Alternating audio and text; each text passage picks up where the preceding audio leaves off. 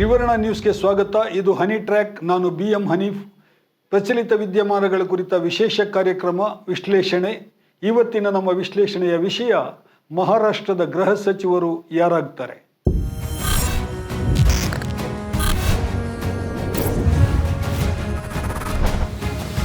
ಮಹಾರಾಷ್ಟ್ರದ ಚುನಾವಣೆ ಏನೋ ಮುಗಿಯಿತು, ಆದರೆ ಸಚಿವ ಸಂಪುಟದ ವಿಸ್ತರಣೆ ಆಗಿಲ್ಲ. ಮೊದಲ ಹಂತದಲ್ಲಿ ಮುಖ್ಯಮಂತ್ರಿ ಉಪಮುಖ್ಯಮಂತ್ರಿಗಳು ಇಬ್ಬರು ಪ್ರಮಾಣ ವಚನವನ್ನು ಸ್ವೀಕರಿಸಿದ್ದಾರೆ. ಮುಖ್ಯಮಂತ್ರಿಯಾಗಿ BJPಯ ದೇವೇಂದ್ರ ಫಡ್ನವೀಸ್, ಅದೇ ರೀತಿ ಇಬ್ಬರು ಉಪಮುಖ್ಯಮಂತ್ರಿಗಳಾಗಿ ಶಿವಸೇನೆಯ ಏಕನಾಥ ಶಿಂದೆ ಮತ್ತು ಪವಾರ್ NCPಯ ಅಜಿತ್ ಪವಾರ್ ಅವರು ಈಗಾಗಲೇ ಪ್ರಮಾಣ ವಚನವನ್ನು ಸ್ವೀಕರಿಸಿದ್ದಾರೆ. ಮೊದಲ ಹಂತದಲ್ಲೇ ಪ್ರಮಾಣ ವಚನ ಸ್ವೀಕರಿಸುವಾಗ ಖಾತೆಗಳನ್ನು ಹಂಚಿಕೆ ಮಾಡುವಂತಹ ಒಂದು ಯೋಜನೆ ಇತ್ತು, ಆದರೆ ಆ ಯೋಜನೆ ಕೈಗೂಡಿಲ್ಲ. ಇದಕ್ಕೆ ಮುಖ್ಯ ಕಾರಣ ಗೃಹ ಸಚಿವ ಹುದ್ದೆಯ ಮೇಲೆ ಶಿವಸೇನೆಯ ಏಕನಾಥ ಶಿಂದೆ ಅವರು ಕಣ್ಣಿಟ್ಟಿರುವಂತಹ ವಿದ್ಯಮಾನ. ಏಕನಾಥ ಶಿಂದೆ ಈಗಾಗಲೇ ಶಿವಸೇನೆ ತಮ್ಮದೇ ಅಧಿಕೃತ ಎನ್ನುವಂತಹ ಮಾತನ್ನು ಚುನಾವಣೆಯ ಸಂದರ್ಭದಲ್ಲಿ ದೃಢಪಡಿಸಿದ್ದಾರೆ. 2.5 ವರ್ಷಗಳಿಂದ ಅವರು ಮುಖ್ಯಮಂತ್ರಿಯಾಗಿ ಮಹಾರಾಷ್ಟ್ರದಲ್ಲಿ ಜವಾಬ್ದಾರಿಯನ್ನು ಕೂಡ ನಿಭಾಯಿಸಿದ್ದಾರೆ. ಮಹಾಯುತಿ ಒಕ್ಕೂಟದಲ್ಲಿ ಏಕನಾಥ ಶಿಂದೆ ಅವರ ಶಿವಸೇನೆ, ಅಜಿತ್ ಪವಾರ್ ಅವರ NCP ಮತ್ತು BJP ಈ 3 ಪಕ್ಷಗಳು ಸಮನಾಗಿ ಕಾರ್ಯನಿರ್ವಹಿಸಿ ತೋರಿಸಿವೆ. ಈಗ ಚುನಾವಣೆಯ ಬಳಿಕ ಹೊಸ ಸಮೀಕರಣ ಬಂದಿರೋದರಿಂದ ಪಕ್ಷಗಳು ಪಡೆದಿರುವಂತಹ ಸ್ಥಾನಗಳು, ಶಾಸಕ ಸ್ಥಾನಗಳು ಹೆಚ್ಚು ಕಡಿಮೆ ಆಗಿರೋದ್ರಿಂದ ಈಗ ಮತ್ತೆ ರೀಆರ್ಗನೈಸ್ ಆಗುವಂತಹ ಒಂದು ವ್ಯವಸ್ಥೆ ಈಗ ಇಲ್ಲಿ ಆಗಬೇಕಾಗಿದೆ. ಚುನಾವಣೆ ಬಳಿಕ ಬದಲಾದ ಪರಿಸ್ಥಿತಿಯಲ್ಲಿ BJP ತನ್ನ ಪ್ರಾಬಲ್ಯವನ್ನು ಮೆರೆದಿದೆ. ಫಡ್ನವೀಸ್ ಅದಕ್ಕೆ ತಕ್ಕಂತೆ ಮುಖ್ಯಮಂತ್ರಿಯಾಗಿ ಆಯ್ಕೆಯಾಗಿದ್ದಾರೆ. ಆದರೆ ಮುಖ್ಯಮಂತ್ರಿ ಹುದ್ದೆಯಲ್ಲಿ 2.5 ವರ್ಷಗಳ ಕಾಲ ಜವಾಬ್ದಾರಿಯನ್ನು ನಿರ್ವಹಿಸಿದಂತಹ ಏಕನಾಥ ಶಿಂದೆ ಅವರು ಈಗ ಅತ್ಯಂತ ಸಣ್ಣ ಹುದ್ದೆಯನ್ನು ವಹಿಸಿಕೊಳ್ಳುವುದು ಹೇಗೆ? ಉಪಮುಖ್ಯಮಂತ್ರಿಯ ಹುದ್ದೆಯಂತೂ ಸಿಕ್ಕಿದೆ, ಆದರೆ ಅದರ ಜೊತೆಗೆ ಬಹಳ ಪ್ರಬಲವಾದ ಖಾತೆ, ಗೃಹ ಖಾತೆ ತನಗೆ ಸಿಗಬೇಕು ಎಂದು ಶಿಂದೆ ಅವರು ಪಟ್ಟು ಹಿಡಿದಿದ್ದಾರೆ. ಈ ಪಟ್ಟನ್ನು ಸಡಿಲಿಸೋದಕ್ಕೆ BJPಯ ಮುಖಂಡರುಗಳೆಲ್ಲ ಪ್ರಯತ್ನಿಸ್ತಾ ಇದ್ದಾರೆ. ಇದರ ಫಲಿತಾಂಶ ಏನಾಗಬಹುದು? ಉಭಯ ಪಕ್ಷಗಳ ನಡುವಿನ ಹೊಸ ಸರ್ಕಾರದ ಮಧ್ಯೆ ಆರಂಭದಲ್ಲೇ ತಿಕ್ಕಾಟ ಶುರುವಾಗಬಹುದೇ, ಅಥವಾ ಒಳಗಿಂದೊಳಗೆ ಆಂತರಿಕ ಬೇಗುದಿ ಹೆಚ್ಚಬಹುದೇ ಎನ್ನುವಂತಹ ಮಾತುಕತೆ ಈಗ ಮಹಾರಾಷ್ಟ್ರದ ರಾಜಕೀಯ ವಲಯದಲ್ಲಿ ನಡೀತಾ ಇದೆ. BJPಯ ವಾದ ಸ್ಪಷ್ಟವಿದೆ. ಯಾರು ಮುಖ್ಯಮಂತ್ರಿ ಆಗ್ತಾರೋ ಅವರೇ ಗೃಹ ಸಚಿವ ಖಾತೆಯನ್ನು ಹೊಂದಬೇಕು ಎನ್ನುವಂತಹದ್ದು ಬಹಳ ಮುಖ್ಯವಾದಂತಹ ಅವರ ವಾದ. ಈ ಹಿಂದೆ ಶಿಂದೆ ಅವರು ಕೂಡ ಮುಖ್ಯಮಂತ್ರಿ ಆಗಿದ್ದಾಗ ಇದೇ ರೀತಿಯ ವ್ಯವಸ್ಥೆ ಇತ್ತು. ಈಗ ಬದಲಾದ ವ್ಯವಸ್ಥೆಯಲ್ಲಿ ಗೃಹ ಖಾತೆಯನ್ನು ಯಾವುದೇ ಕಾರಣಕ್ಕೆ ಬಿಟ್ಟುಕೊಡಲಿಕ್ಕೆ ಸಾಧ್ಯವಿಲ್ಲ ಎನ್ನುವುದನ್ನು BJP ನಾಯಕರು ಪದೇ ಪದೇ ಸ್ಪಷ್ಟಪಡಿಸಿದ್ದಾರೆ.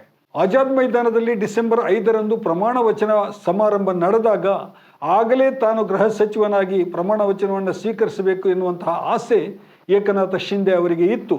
ಆದರೆ ಅದು ಫಲ ನೀಡಲಿಲ್ಲ. ಕೊನೆಗೆ ಹೆಚ್ಚು ತಡ ಮಾಡುವುದು ಬೇಡ ಎನ್ನುವ ಕಾರಣಕ್ಕಾಗಿ ಒಬ್ಬ ಮುಖ್ಯಮಂತ್ರಿ, ಇಬ್ಬರು ಉಪಮುಖ್ಯಮಂತ್ರಿಗಳ ಪ್ರಮಾಣ ವಚನವನ್ನು ಸ್ವೀಕರಿಸಿದ್ದಾರೆ.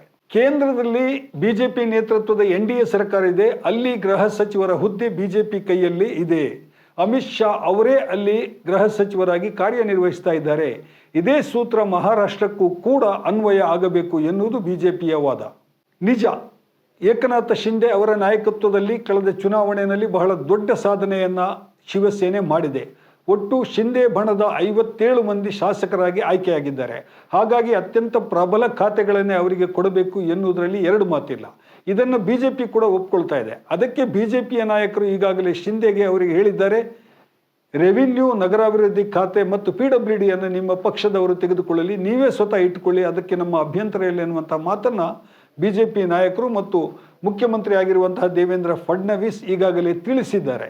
ಆದರೆ ಶಿಂದೆ ಅವರು ಹೇಳೋ ಪ್ರಕಾರ ಈ 3 ಖಾತೆಗಳು ಮಾತ್ರವಲ್ಲ, ಗೃಹ ಸಚಿವ ಹುದ್ದೆ ಕೂಡ ನಮ್ಮ ಕೈಯಲ್ಲಿರಬೇಕು. ಯಾಕಂದರೆ ನಾನು ಹಿಂದೆ ಮುಖ್ಯಮಂತ್ರಿ ಆಗಿದ್ದವನು, ಪೊಲೀಸ್ ವ್ಯವಸ್ಥೆಯನ್ನು ಬಹಳ ಚೆನ್ನಾಗಿ ನಿಭಾಯಿಸಿದ್ದೇನೆ. ಮುಂಬೈ ಮಹಾನಗರ ಇರ್ಬೋದು ಅಥವಾ ಇಡೀ ಮಹಾರಾಷ್ಟ್ರ ಇರ್ಬೋದು, ಅಲ್ಲಿರುವಂಥ ಎಲ್ಲ ಥರದ ಸಮಸ್ಯೆಗಳನ್ನು ಕೂಡ ನಾನು ಮುಖ್ಯಮಂತ್ರಿ ಆಗಿದ್ದಂತಹ ಸಂದರ್ಭದಲ್ಲಿ ಯಶಸ್ವಿಯಾಗಿ ನಿಭಾಯಿಸಿದ್ದೇನೆ. ಅದೊಂದು ಆಡಳಿತ ವ್ಯವಸ್ಥೆ ಮುಂದುವರೆದಿದೆ. ಆ ವ್ಯವಸ್ಥೆಯನ್ನು ನಾವು ಬಿಟ್ಟು ಕೊಡೋದು ಬೇಡ ಅಥವಾ ತುಂಡರಿಸೋದು ಬೇಡ, ಗೃಹ ಖಾತೆಯನ್ನು ನನಗೆ ಕೊಡಿ ಎನ್ನುವುದಾಗಿ ಶಿಂದೆ ಮತ್ತೆ ಮತ್ತೆ ವಾದ ಮಾಡ್ತಾ ಇದ್ದಾರೆ. ಬಹಳ ಮುಖ್ಯವಾಗಿ ಮಹಾರಾಷ್ಟ್ರದಲ್ಲಿ ಮಹಾನಗರ ಮುಂಬೈ ಪೊಲೀಸ್ ವ್ಯವಸ್ಥೆಯ ದೃಷ್ಟಿಯಿಂದ ಅತ್ಯಂತ ಮುಖ್ಯವಾದದ್ದು. ಇಲ್ಲಿ ಭಾರತದ ಅತ್ಯಂತ ದೊಡ್ಡ ಶ್ರೀಮಂತ ಉದ್ಯಮಿಗಳಿದ್ದಾರೆ. ಭಾರತದಲ್ಲಿ ಕೋಟ್ಯಾಂತರ ರೂಪಾಯಿ ಬೆಲೆ ಬಾಳುವಂತಹ ಆಸ್ತಿಗಳನ್ನು ಹೊಂದಿರುವಂತಹ, ಜನಪ್ರಿಯತೆಯನ್ನು ಹೊಂದಿರುವಂತಹ ಸಿನಿಮಾ ತಾರೆಯರಿದ್ದಾರೆ. ಮಾತ್ರವಲ್ಲ, ಭಾರತಕ್ಕೆ ಹೊರಗಿನಿಂದ ಬರುವಂತಹ ಎಲ್ಲ ವಿಮಾನಗಳು ಬಹಳಷ್ಟು ಹೆಚ್ಚು ದೆಹಲಿಗಿಂತ ಹೆಚ್ಚಾಗಿ ಮುಂಬೈನಲ್ಲೇ ಬಂದು ಇಳಿತದೆ. ಬೇರೆ ಬೇರೆ ದೇಶಗಳಿಂದ ಉದ್ಯಮಿಗಳು ಬರುವಾಗ, ಬೇರೆ ಬೇರೆ ದೇಶದಿಂದ ರಾಜತಾಂತ್ರಿಕರು ಬರುವಾಗ, ಮುಖ್ಯವಾಗಿ ಇಡೀ ದೇಶದ ಬೃಹತ್ ನಗರವಾಗಿರುವಂತಹ ಮತ್ತು ಉದ್ಯಮದ ರಾಜಧಾನಿಯಾಗಿರುವಂತಹ, ಇಲ್ಲಿ ಎಲ್ಲ ರೀತಿಯ ವಹಿವಾಟುಗಳಿಗೂ ಕೂಡ ಕೇಂದ್ರವಾಗಿರುವಂತಹ ಮುಂಬೈನಲ್ಲೇ ಬಂದು ಇಳಿತಾರೆ. ಈ ಹಿನ್ನೆಲೆಯಲ್ಲಿ ಮುಂಬೈ ಅದೇ ರೀತಿ ಬಹಳ ದೊಡ್ಡ ಬಂದರನ್ನು ಕೂಡ ಹೊಂದಿರುವಂತಹ ನಗರ ಮುಂಬೈ, ಬಹಳ ದೊಡ್ಡ ಹಣಕಾಸಿನ ರಾಜಧಾನಿ ಆಗಿರುವಂತಹ ನಗರವಾಗಿರುವುದರಿಂದ ಇಲ್ಲಿಯ ಪೊಲೀಸ್ ವ್ಯವಸ್ಥೆಯ ಮೇಲೆ ನಿಯಂತ್ರಣ ಇರಬೇಕಾದ್ದು ಬಹಳ ಮುಖ್ಯ ಎನ್ನುವುದು ಬಿಜೆಪಿ ಮತ್ತು ಶಿವಸೇನೆ ಎರಡಕ್ಕೂ ಗೊತ್ತಿದೆ.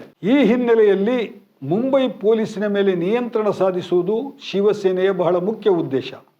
ಒಬ್ಬ ಪೊಲೀಸ್ ಕಮಿಷನರ್, ಇಡೀ ಭಾರತದಲ್ಲಿ ಅತ್ಯಂತ ಬಲಶಾಲಿಯಾದಂತಹ ಒಬ್ಬ ಪೊಲೀಸ್ ಕಮಿಷನರ್ ಮುಂಬೈನಲ್ಲಿ ಇರ್ತಾರೆ. 12 ಝೋನ್ಗಳಿದೆ. 12 ಝೋನ್ಗಳಿಗೆ 12 DCPಗಳಿದ್ದಾರೆ. ಸುಮಾರು 1.95 ಲಕ್ಷ ಮಂದಿ ಪೊಲೀಸರು ಮುಂಬೈ ನಗರದ ಪೊಲೀಸ್ ತುಕಡಿಯೊಂದರಲ್ಲಿ ಇದ್ದಾರೆ, ಪೊಲೀಸ್ ವಿಭಾಗವೊಂದರಲ್ಲಿ ಇದ್ದಾರೆ. ಹಾಗಾಗಿ ಇದರ ಮೇಲೆ ನಿಯಂತ್ರಣ ಸಾಧಿಸಿದರೆ ಸಹಜವಾಗಿಯೇ ಇಲ್ಲಿಯ ವಿದ್ಯಮಾನಗಳು, ಇಲ್ಲಿಯ ಬಿಸ್ನೆಸ್, ಇಲ್ಲಿಯ ಏನು ರೌಡಿ ಗ್ಯಾಂಗ್ಗಳ ಚಟುವಟಿಕೆಗಳಿದೆ, ಎಲ್ಲ ರೀತಿಯ ಅಂಡರ್ವರ್ಲ್ಡ್ ಚಟುವಟಿಕೆಗಳಿದೆ, ಅಥವಾ ಒಂದು ಬಿಸ್ನೆಸ್ ಮಾಫಿಯಾ ಅಂತ ನಾವು ಏನು ಹೇಳ್ತೀವಿ, ರಿಯಲ್ ಎಸ್ಟೇಟ್ನ ಮಾಫಿಯಾ, ಬಹಳ ಪ್ರಬಲವಾದಂತಹ ಒಂದು ರಿಯಲ್ ಎಸ್ಟೇಟ್ ಮಾಫಿಯಾ ಮುಂಬೈನಲ್ಲಿದೆ. ಅದರೆಲ್ಲದರ ಮೇಲೆ ನಿಯಂತ್ರಣವನ್ನು ಸಾಧಿಸಿದರೆ ಆತ ನಿಜವಾಗಿಯೂ ಕೂಡ ಬಹಳ ಮಹತ್ವದ ಸ್ಥಾನವನ್ನು ವಹಿಸಿದಂತಾಗ್ತದೆ ಎನ್ನುವುದು ಉಭಯ ಪಕ್ಷಗಳಿಗೂ ಈಗ ಗೊತ್ತಿದೆ, ಶಿವಸೇನೆ ಮತ್ತು ಬಿಜೆಪಿಗೆ. ಅದಕ್ಕಾಗಿಯೇ ಈ ನಿಯಂತ್ರಣವನ್ನು ಸಾಧಿಸುವುದಕ್ಕಾಗಿಯೇ ಮಹಾರಾಷ್ಟ್ರದ ಒಟ್ಟು ಪೊಲೀಸ್ ವ್ಯವಸ್ಥೆಯ ಮೇಲೆ ನಿಯಂತ್ರಣ ಸಾಧಿಸುವುದಕ್ಕಿಂತ ಹೆಚ್ಚಾಗಿ ಮುಂಬೈ ಮಹಾನಗರದ ಬೃಹನ್ ಮುಂಬೈ ಪೊಲೀಸರ ಮೇಲೆ ನಿಯಂತ್ರಣವನ್ನು ಸಾಧಿಸುವುದು ಅತಿ ಮುಖ್ಯ ಎನ್ನುವ ಕಾರಣಕ್ಕಾಗಿ ಶಿಂದೆ ಪಟ್ಟು ಹಿಡಿದು ಕುಳಿತಿದ್ದಾರೆ. ಹಾಗೆ ನೋಡಿದರೆ ಮುಂಬೈ ಮಹಾನಗರದಲ್ಲಿ ಶಿವಸೇನೆ, ಅದು ಎರಡೂ ಶಿವಸೇನೆ ಇರಬಹುದು, ಶಿಂದೆ ಬಣ ಇರಬಹುದು ಅಥವಾ ಉದ್ಧವ್ ಠಾಕ್ರೆಯ ಬಣ ಇರಬಹುದು. ಎರಡೂ ಬಣಕ್ಕೆ ಬಹಳ ದೊಡ್ಡ ನಿಯಂತ್ರಣ ಇರೋದು ಮಹಾರಾಷ್ಟ್ರದ ಇತರ ಭಾಗಗಳಿಗಿಂತ ಹೆಚ್ಚಾಗಿ ಮುಂಬೈ ಮಹಾನಗರದಲ್ಲಿ. ಮೊನ್ನೆ ನಡೆದಂತಹ ವಿಧಾನಸಭಾ ಚುನಾವಣೆಯಲ್ಲಿ ಮುಂಬೈ ಮಹಾನಗರ ಪ್ರದೇಶದಲ್ಲಿ ಶಿಂದೆ ಬಣದ ಶಿವಸೇನೆ 10 MLA ಸ್ಥಾನಗಳನ್ನು ಗೆದ್ದಿದೆ. ಕಾಂಗ್ರೆಸ್ ಗೆದ್ದಿರೋದು, ಮೈತ್ರಿಕೂಟದ ಕಾಂಗ್ರೆಸ್ ಗೆದ್ದಿರೋದು ಕೇವಲ 3 ಸ್ಥಾನಗಳನ್ನು ಮಾತ್ರ. ಈ ಹಿನ್ನೆಲೆಯಲ್ಲಿ ಶಿವಸೇನೆ ತನ್ನ ಪ್ರಾಬಲ್ಯವನ್ನು ಸಾಧಿಸಬೇಕಾಗಿರೋದು ಮುಂಬೈ ಮಹಾನಗರ ಪ್ರದೇಶದಲ್ಲಿ ಎನ್ನುವುದು ಆ ಪಕ್ಷಕ್ಕೂ ಕೂಡ ಗೊತ್ತಿದೆ. ಈ ಹಿಡಿತವನ್ನು ತಪ್ಪಿಸಿಕೊಂಡರೆ ಮತ್ತೆ ಪಕ್ಷದ ಹಿಡಿತವೂ ಕೂಡ ಮಹಾರಾಷ್ಟ್ರದ ರಾಜಕಾರಣದ ಮೇಲೆ ಕಡಿಮೆ ಆಗ್ತದೆ ಎನ್ನುವಂಥ ಒಂದು ಭಯ ಶಿಂದೆ ಅವರಿಗಿದೆ. ಈ ಹಿನ್ನೆಲೆಯಲ್ಲಿ ಏಕನಾಥ ಶಿಂದೆ ಅವರು ಈಗ ತಲೆನೋವಾಗಿ ಪರಿಣಮಿಸಿದ್ದಾರೆ ಬಿಜೆಪಿಯ ನೇತೃತ್ವದ ಮಹಾಯುತಿ ಒಕ್ಕೂಟಕ್ಕೆ. ಚುನಾವಣೆ ಆದ ನಂತರ 3 ದಿನಗಳ ವಿಶೇಷ ವಿಧಾನಸಭೆಯ ಅಧಿವೇಶನ ಇವತ್ತು ಆರಂಭವಾಗಿದೆ. ಈ 3 ದಿನಗಳಲ್ಲಿ ಹೆಚ್ಚು ಮಹತ್ವದ ಕೆಲಸಗಳೇನು ನಡೆಯೋದಿಲ್ಲ ಅನ್ನೋದು ಎಲ್ಲ ಪಕ್ಷಗಳಿಗೂ ಗೊತ್ತಿದೆ. ನಾಗಪುರದಲ್ಲಿ ಇನ್ನು ಮುಂದಿನ ವಾರ ಆರಂಭವಾಗಲಿರುವಂತಹ ವಿಧಾನಸಭಾ ಅಧಿವೇಶನ ಬಹಳ ಮಹತ್ವದ್ದು.